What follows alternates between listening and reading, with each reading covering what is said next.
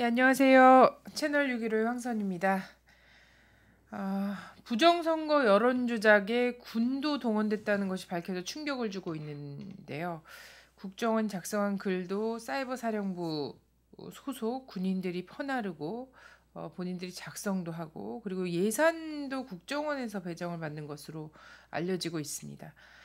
국가 안보를 이유로 만들어진 국가기관이 국가 안보가 아니라 민주적 기본 질서를 완전히 무너뜨리는 그런 일에 동원되고 있었다는 것인데요.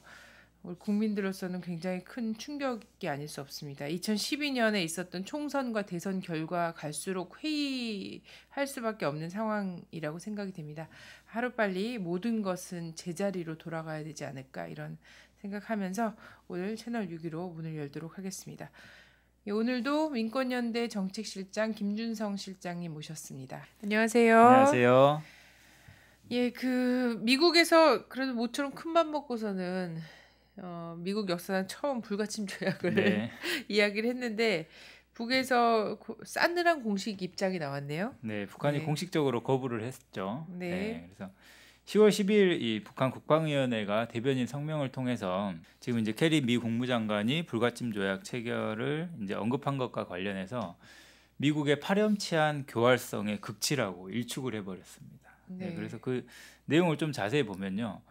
미국이 내놓은 불가침 조약이 이 한반도의 평화를 지켜주지 않는다라고 하면서 한반도의 평화를 지켜주는 거는 북이 가지고 있는 자위적인 혁명 무력이다라고 이제 얘기를 했습니다. 그래서 지금 북에서는 우리가 주장하는 거는 그냥 단순한 북핵 폐기가 아니라 한반도 전체 비핵화 그리고 북한을 위협하는 미국의 핵무력에 대한 철수 그리고 이제 전 세계 비핵화까지 주장하는 거다라고 이제 얘기를 하면서 기간에 있었던 이 미국과의 전반 대화를 평가하는 그런 성격의 지금 성명이 나온 겁니다. 네. 한반도에서 주한미군 존재라든지 미국의 존재 이거 자체를 놔두고선 불가침 조약을 하는 것 자체가 일종의 시간 끌기다 이런 거에 대한 네, 맞습니다. 약간 불신과 이런 것들이 있기 때문에 이런 얘기가 나온 거 아니겠습니까? 네.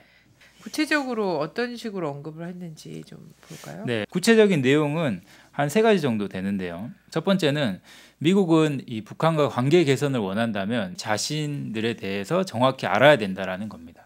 그래서 북한은 지금 과거에 한국 전쟁 당시에 뭐 무기도 없었던 그런 나라가 아니라 북한은 실제 타격 능력을 가지고 있는 핵보유 국가라는 것을 이제 북한이 강력히 주장을 하고 있고요. 그렇기 때문에 과거와 같이 전제 조건을 내세운 대화나 뭐 이런 관계 개선 같은 거는 필요 없다라는 겁니다. 이게 이제 첫 번째 주장이고요. 그 다음에 두 번째가 바로 미국이 이 적대 정책을 버려야 된다라는 겁니다. 미국이 이제 캐리 국무장관도 이야기했지만 계속 정권 교체 의사가 없다, 뭐 이렇게 이야기를 하고 있잖아요. 하지만 동시에 제재와 전쟁 훈련은 멈추고 있지 않은 이런 것들을 지적하면서 적대 정책을 근본적으로 버려야 된다라고 주장을 하고 있는 거고, 마지막으로 미국은 북에서 얘기하는 비핵화에 대한 의미를 정확히 알고 고립 압살 정책을 중단하라라는 겁니다. 그래서 아까 방금도 말씀드렸던 것처럼 북한이 얘기하는 것은 한반도 전체 비핵화인 거고 전 세계 비핵화이기 때문에 지금 이제 적대 정책을 철회하고 전면적인 전쟁 연습을 중지하는 정책적 결단을 내려라라는 이제 이 주장을 하고 있습니다. 근데 왜 이런 입장이 나오는지 좀 더 구체적으로 알아볼까요? 네, 이런 입장이 결정적으로 저는 선회한 게 두 가지로 이제 추측된다고 보는데요. 첫 번째는 이제 10월 초에 있었던 이 한미 그다음에 미일 안보 연례 협의회에서 향후에 이제 맞춤형 억제 전략을 중심으로 한 북한에 대한 새로운 핵 선제 타격 계획이 지금 마련됐다라는 게 우선 첫 번째 이유로 볼 수 있을 것 같고요. 그 다음에 두 번째로는 실제 이제 그것이 실행된 게 10월 10일부터 진행된 한미일 합동 해상 훈련입니다. 그래서 이 두 가지를 계기로 지금 북이 미국에 대한 이 대화 입장에서 지금 이제 다시 강경 입장으로 지금 선회하고 있지 않나 좀 이렇게 볼 수 있을 것 같습니다. 그래서 이제 미국의 근본적인 대북 정책이 바뀌지 않는 이상 북핵 문제는 지금 상당히 교착 상태에 빠질 수밖에 없는 상황으로 지금 돼버릴 수밖에 없는 조건입니다. 그래서 이제 이 북한이 지금 이 북미 대화를 기만극으로 규정한 이상 이 앞으로는 이제 미국의 이 고위 당국자가 직접 나서서 대화를 하러 가지 않는 이상 대화가 상당히 어려운 상황으로 지금 빠지게 됐고 이렇게 가다가는 2차 한반도 위기가 지금 올 수도 있는 그런 조짐이 보이고 있다라는 겁니다. 네. 사실 북이 3, 4월 달에 어쨌든 한미 간의 계속되는 군사훈련과 이런 것 속에서 군사적 긴장이 최고조로 높았다가 5월부터는 아주 전면적이고 전폭적인 평화 공세를 네, 진행하지 않았습니까? 그랬죠. 육자회담 관련 국가 저마다와 대화를 좀 진행하는 과정들이 있었는데 이 과정에서 미국이 당장의 물리적 충돌은 원하지 않지만 그렇다고 관계 개선을 원한다라는 실질적인 어떤 반응을 보여주지 않았어요. 그러면서 계속해서 그 훈련을 했었고요. 특히나 10월 들어서도 조지 워싱턴호 끌고 오지 않았습니까? 그랬죠. 예. 그게 이제 좀 결정적인 사건으로 작용하지 않았나 싶습니다. 네네. 네. 그러면 올해 안에 사실상 한반도에서 물리적 충돌 위기나 이런 것들에 대한 우려 굉장히 높았었는데 여름을 지나면서 물리적 충돌은 이제 좀 지나가는구나라고 했었지만 다시금 봄에 이어서 2차 네. 전쟁 위기 이런 것들이 예측되는 상황입니다. 네. 자, 그럼 오바마 정부 도대체 왜 뭘 하고 싶은 건가? 뭘 할 수 있는 건가? 이런 걸 좀 봐야 될 것 같아요. 이 오바마 정부가 지금 이제 아시아로의 중심축 이동 전략을 지금 세우고 있잖아요. 네네. 근데 사실 이 전략은 지금 거의 정체 상태라고 봐도 과언이 아닙니다. 그리고 북한에 대해서는 전략적 인내 정책을 펼치고 있는데 이 정책이 결국 북한의 지금 핵기술 진전만 가져왔다라는 내 비판이 엄청나게 지금 받고 있는 거죠. 미국은 지금 사실 이제 미국 자국의 패권 악화로 지금 외교 정책 역시 큰 고민에 빠져 있습니다.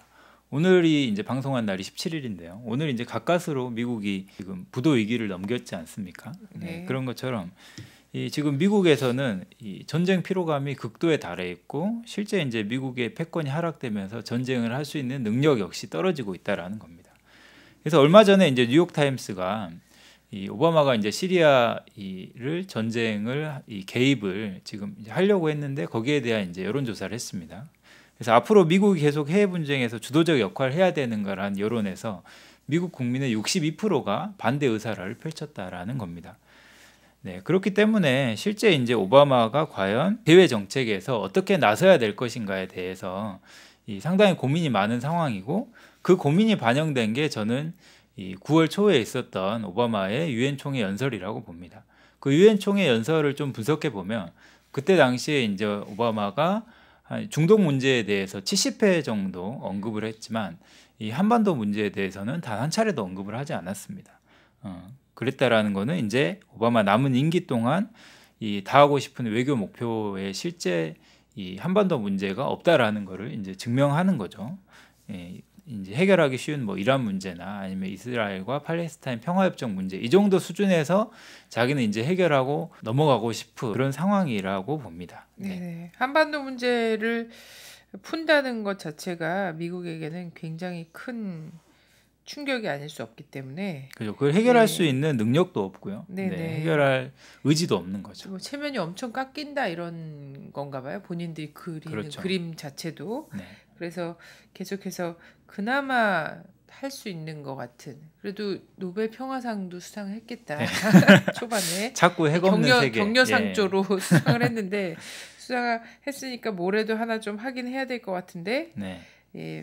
중동 쪽을 계속해서 언급을 하고 있는 거죠. 그럼 동북아에서 미국은 도대체 뭘 하려고 하는가? 네. 동북아가 사실은 미국 패권에서 정말 중요한 부분이잖아요. 그렇죠. 동북아를 놓치면 미국이 더 이상 이제 패권 국가의 지위를 잃어버리는 겁니다. 네네.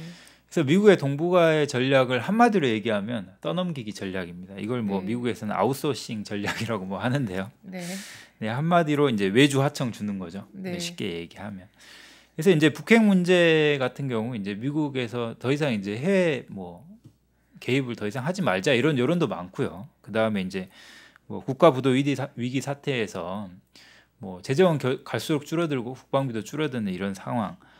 근데 이제 북핵 문제를 해결하기 위해서는 MD 체계를 완성하고 실제 북한을 정밀 타격하고 북한이 쏘는 미사일을 막을 수 있는 그런 정도의 군비를 투여해야 되는데 이럴 수 없는 상황에 종합적으로 놓여 있기 때문에 결국 이제 이 미국은 이 북핵 문제를 중국에게 그리고 한국과 일본에게 지금 떠넘기고 있는 겁니다. 그래서 중국은 자꾸 중국에 압박을 가해서 이제 중국이 대북 정책을 바꾸고 북한을 압박해 나서라라고 이제 주장을 하고 있는 거고, 한국을 이제 이 북한에 전면적으로 맞서는 이제 MD 기지와 이렇게 만들려고 하는 거고, 일본의 실제 이제 자위대를 이 동북아시아의 미국 군대에 지금 이 최첨병으로 지금 내몰고 있는 그런 작전들이 펼쳐지고 있는 거죠.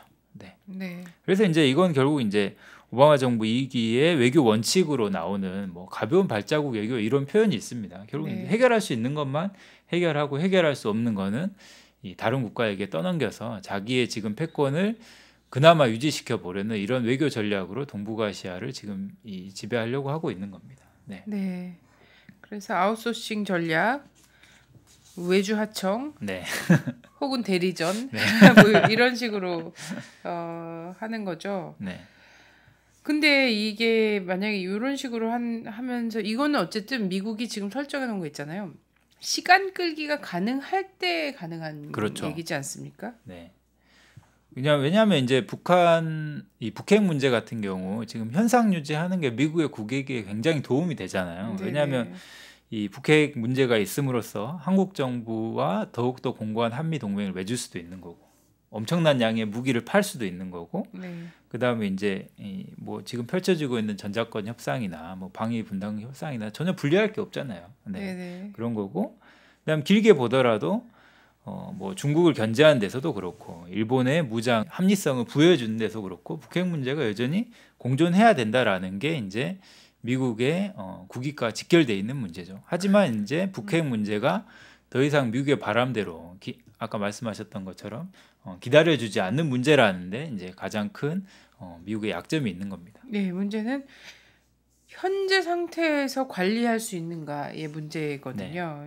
이게 안 된다고 하면은 사실 미국의 뭐 가벼운 발자국이든 무거운 발자국이든 이 먹히지 않는다는 거고, 네. 사실 미국 같은 경우에는 지금까지는 대화 없는 상태로 이걸 뭐 전략적 인내라고 얘기를 하기도 하고 했지만, 이런 상태에서 지금 약간 밀려서 대화 있는 척하면서 시간 끌기 하는 네. 거.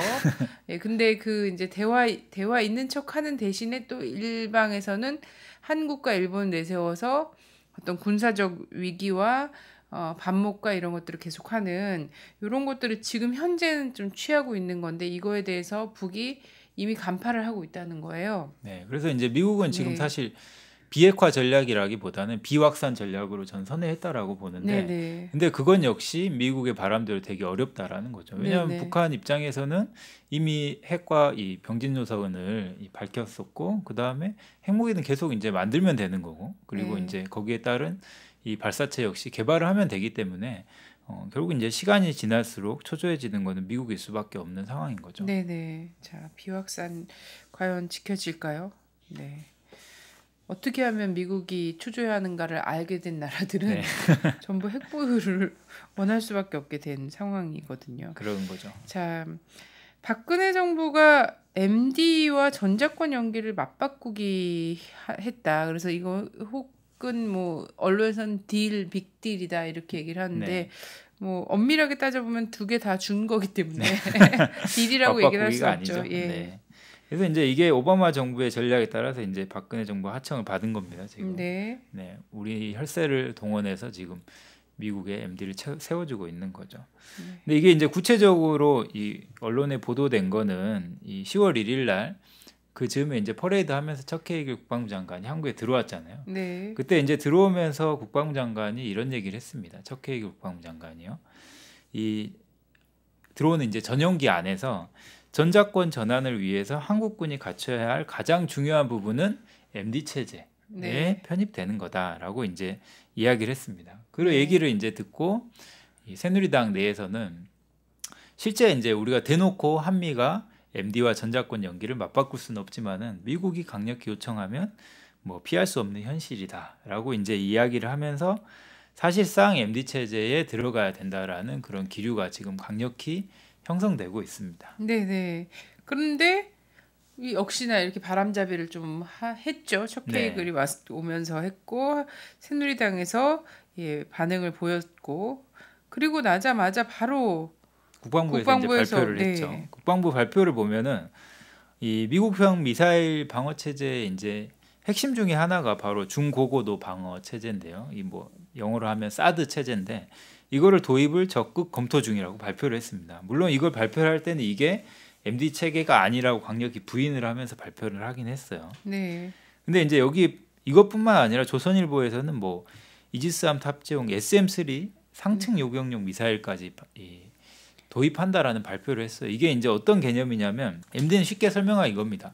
올라갈 때 맞추든지 아니면 날아가고 있을 때 맞추든지 아니면 떨어졌을 때 맞추든지 이 세 가지 중에 하나인데요. 네. 근데 보통 이제 한국에 세우려고 하는 거는 이제 거기 이 하층 발사 체제를 이제 맞추려고 하는 건데 이제 사드라고 하는 게 한 이 40km에서 150km 정도 날아가는 거고요. 그다음에 아까 말씀드렸던 SM-3가 한 500km 정도 날아가는 겁니다. 네. 근데 이제 이게 기존에 한국이 주장했던 한국형 MD 같은 경우는 패트리어트 미사일이라 길어야 40km밖에 안 되거든요. 네네. 결국 이제 이거보다 이 고도를 늘리면서 실제 이제 미국의 MD 체제로 편입하겠다라는 그런 이제 얘기와 다름없는 거를 국방부에서 지금 발표를 한 거죠. 네네. 네. 근데 이게 MD는 아니다라고 얘기를 하는 거 아닙니까? 네, 그게 이제 뭐 거의 조삼모사 같은 뭐 그런 네. 얘기인 거죠. 그래서 김종대 씨 같은 경우에는 이게 MD가 아니면 뭐냐 뭐 이렇게 얘기를 하고 있는데요. 네, 그래서 네. 이제 이런 MD 구축 관련한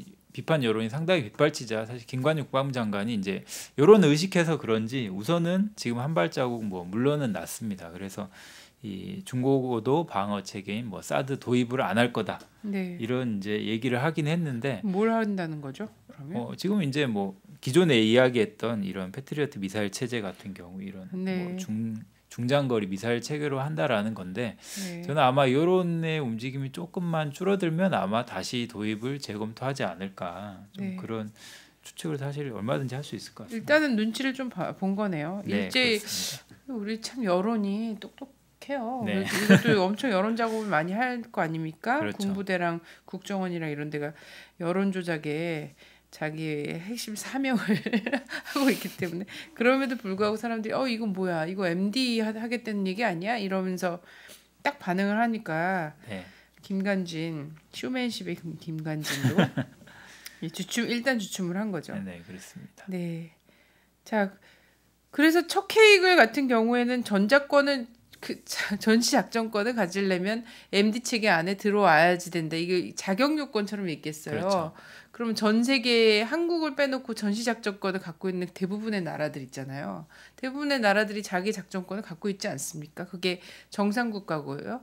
그런 나라들이 전부 미국의 MD 체계 안에 들어가 있는가 하면 그렇지 않다는 거예요. 그렇죠. 예. 네. 근데 그걸 계속 얘기를 했다는 거죠.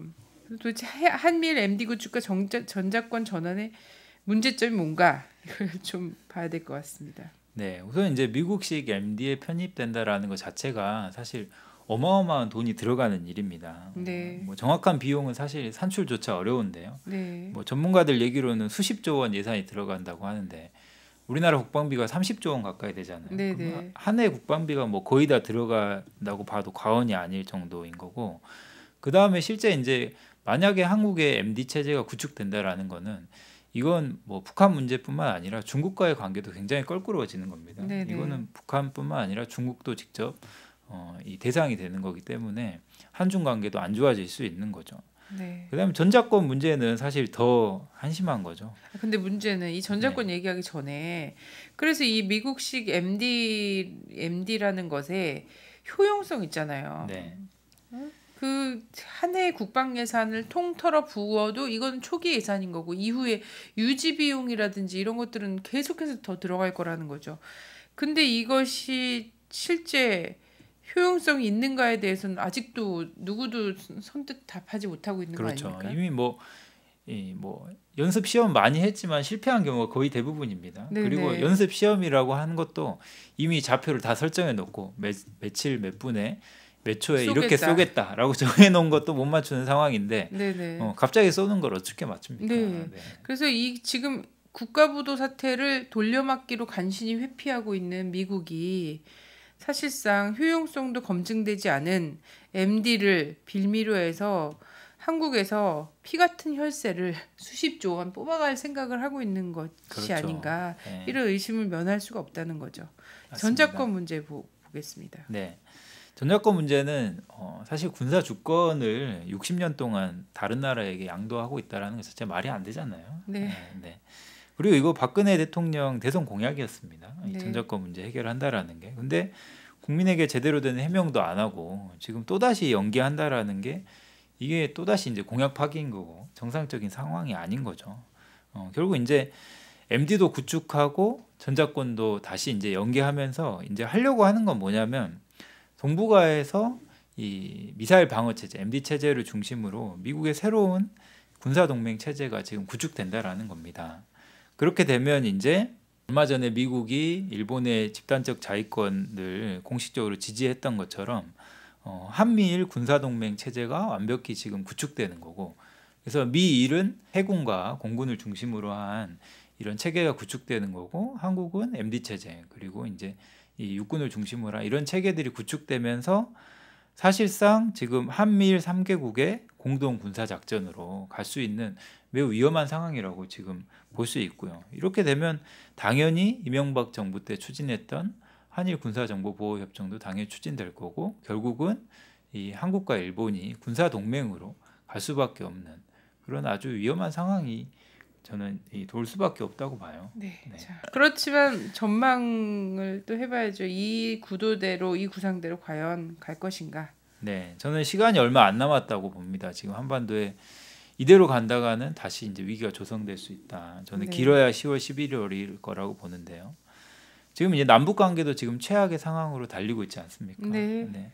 박근혜 정부는 지금 이제 뭐 국민의 분노를 돌리기 위해서 북한을 계속 자극하고 있죠. 그 다음에 정부의 비판적인 세력을 북한과 마치 연계가 있는 것처럼 조작해서 지금 이제 탄압하고 있는데요. 결국 이제 이 상황에서 남북 관계가 저는 발전될 가능성이 거의 없다라고 보고요. 그렇기 네. 때문에 남북 관계 위기도 갈수록 고조될 거고, 미국 역시 지금 당장 뭐 북한과 대화할 수 있는 이 의지도 없을 뿐더러 그런 여건도 안 됩니다. 그렇기 때문에 미국이 이대로 대화를 계속 지지부진하게 나간다면 저는 또다시 다른 위기가 올 수밖에 없다고 보는데요. 저는 올해 말쯤에 뭐 이런 일이 충분히 상상해 볼 수 있는데, 북한이 이 작년에 이제 은하 3호를 발사할 때 그런 영상을 내보냈습니다. 2017년도까지 은하 9호를 발사할 거다. 그러면 네. 산술적으로 계산해 보더라도 1년에 이 인공위성을 하나 이사씩 쏴야 되잖아요. 그러면 네. 올해 역시 안 쏠이라는 보장이 없거든요. 그러면 이제 이게 연말에 만약에 또다시 진행이 된다면 한반도는 다시 한번 올해 초 상황을 반복할 수 있는 거죠. 그러면 이걸 이제 뭐 해년마다 계속 반복할 건가? 인공위성을 매년마다 쏘면 매년마다 제재하고 또 핵실험하고 제재하고 이런 상황이 뭐 다시 반복되는 그런 이제 최악의 상황으로 갈 수도 있는 지금 위기가 조성됐다라고 보고요. 결국 이제 답은 미국이 자기의 정책을 근본적으로 전환하고 북한과 대화에 나서는 것밖에 없는 지금 이제 이런 엄혹한 상황으로 가고 있는 거다. 근데 너무 몰리고 있으니까 네. 이게 미국 경제 같은 경우에 그죠. 너무 몰리고 있으니까 예전 같으면 이걸 전쟁에서 활로를 찾았잖아요. 근데 지금 또 전쟁을 쉽사리 누구랑 한번 해볼까 하고서 막 간을 봤는데 시리아 침공조차도 지금 만만치는 않단 말이죠. 그런 상황에서 사실 한반도에서 북과 전쟁을 한다거나 이런 건 사실 선택하기 정말 어려운 문제긴 하지만 너무 상황에 몰리니까 한 대 정도는 자기도 맞을 수 있다 이렇게 생각하고 일을 벌리는 게 아닐까 저는 이런 네. 근데 이제 생각까지도 들더라고요. 과거 이 제국주의 국가들의 속성을 보면은 뭐 결국 마지막에 극도로 이 자기의 위기를 전쟁으로 해결하면서 결국 패망하지 않았습니까? 네네. 미국이 마지막에 그런 극단적인 선택을 할 수도 있는 그런 네. 정도의 이제 미국의 위기인 거죠. 지금. 네네. 네. 할 수도 있다. 네. 하기 전에 우리가 좀 정신을 차리게 좀 해야 되는데 결국 네, 악수를 맞습니다. 둔다면 그건 뭐 결국 미국의 악수가 될 것이다. 이런 거죠. 네. 오늘 말씀 감사합니다. 네, 고맙습니다. 네. 네, 주말에 중요한 일정들이 있네요. 토요일에요. 19일입니다. 19일 토요일 1시 반에 국회 헌정기념관에서요. 아서 밀러 원작의 그 연극 대본을요. 현재 한국 상황에 맞춰서 좀 각본을 바꿨는데요. 광기의 도가니 낭독극이 있습니다. 낭독극이라는 것 굉장히 신기한 형식일 것 같은데 한번 보시면 어떨까 싶습니다. 현재 몰아치고 있는 메카시즘에 대한 일침이 될 것 같고요. 시간 되시는 분들은 토요일 날 1시 반에 국회 근처로 나들이도 하실 겸 좋은 연극도 한 편 보실 겸 오시면 좋을 것 같고요. 연극 보시고 저녁에는 시청광장에서 촛불 있습니다. 3차 범국민 대회 있으니까요. 군까지도 부정선거에 동원된 한국의 현실 2013년이라고 도저히 믿어지지 않는 이 상황에 대해서 국민들이 촛불 들고 함께 할 수 있었으면 좋겠습니다. 그리고 저희 채널 615가 지금까지는 금요일 날 한 주간의 뉴스, 한반도 뉴스들을 모아서 정리해서 방송을 녹화를 해서 보내드렸는데요. 목요일 오전에 녹화를 하는 일정으로 바뀌었습니다. 그래서 목요일 중에 녹화하고 목요일 중에 여러분께 도착할 수 있을 것 같습니다. 참고해 주시기 바랍니다. 전 다음 주 다시 인사드리겠습니다. 고맙습니다.